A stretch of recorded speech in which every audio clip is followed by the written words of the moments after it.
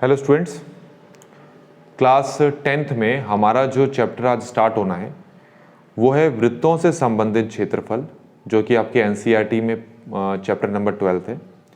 और इस वीडियो में हम प्रश्नावली 12.1 को समझने वाले हैं। तो 12.1 को समझने वाले हैं, तो उससे पहले बच्चों हमें जो चीज़ यहाँ पर समझ में आनी चाहिए पहले से, वो है वृत्त से संबंधित कुछ फॉर्मूले।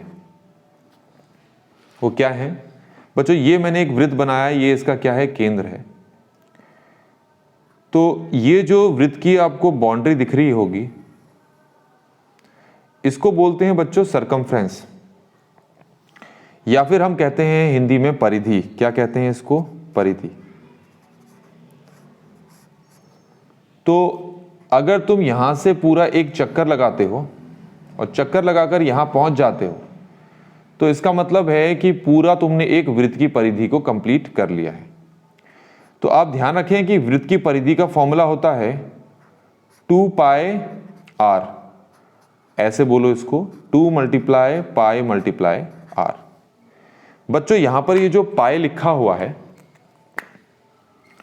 पाई, इसका मान हम 22/7 रखते हैं, या कई बार इसका मान हम 3.14 लिखते हैं, क्योंकि 22 को 7 से भाग करोगे तो लगभग इतना आएगा हमारे पास। इसमें आर क्या है बच्चों?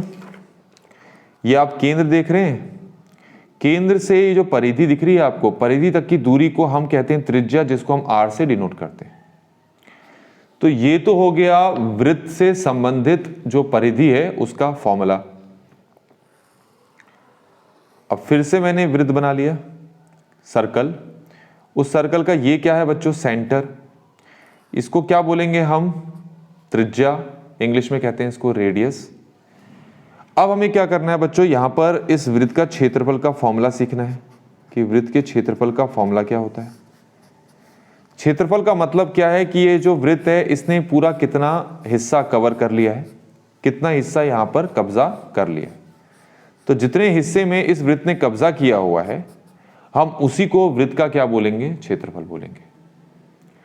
तो वृत्त के क्षेत्रफल का फॉर्मूला होता है बच्चों, ये होता है पाई आर स्क्वायर।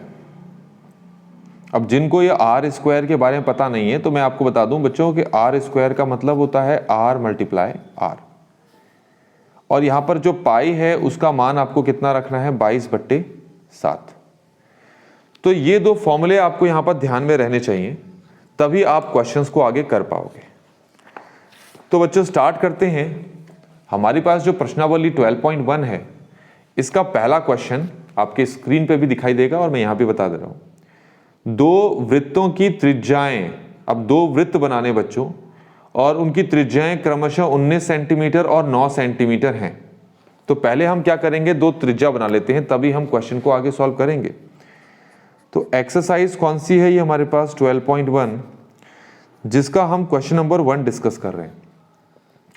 तो इन्होंने सबसे पहले कह दिया कि आप दो वृत्त बनाएं, और ये हमने दो वृत्त बना लिए। ये दोनों वृत्तों के, दोनों सर्कल्स के क्या हैं? सेंटर हैं। इसके, ये इसका त्रिज्या है जिसको हम कैपिटल आर मान लेते हैं, त्रिज्या मतलब रेडियस। ये छोटे वाले सर्कल की त्रिज्या है जिसको स्मॉल आर से डिनोट कर लेते हैं। अब प्रश्न में देखोगे तो बच्चों आपको दोनों वृत्तों की त्रिज्याएं दे रखी हैं। एक की त्रिज्या दे रखी है 19 सेंटीमीटर, दूसरे की 9 सेंटीमीटर।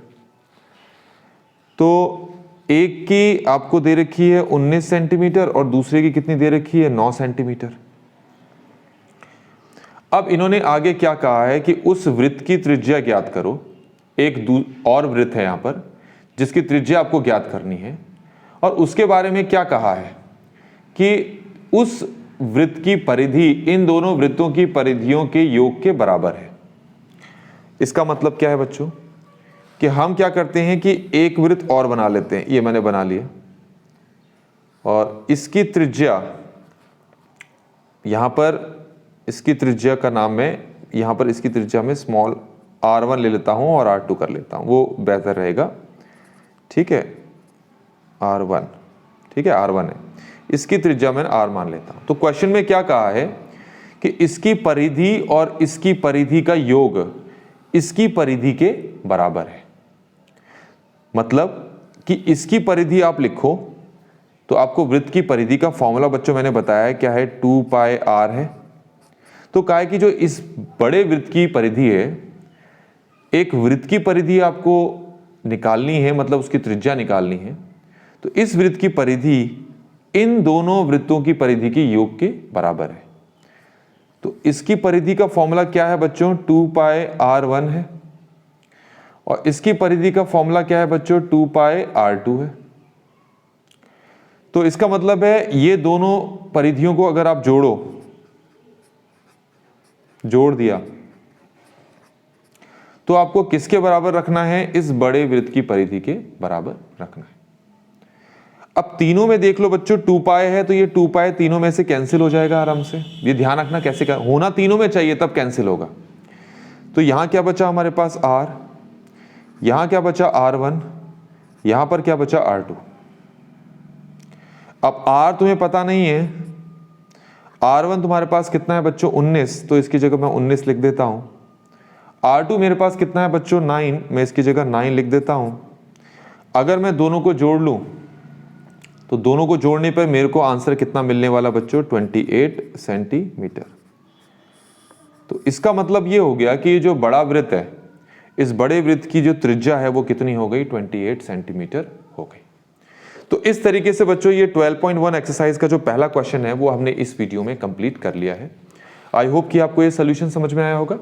Thanks for watching.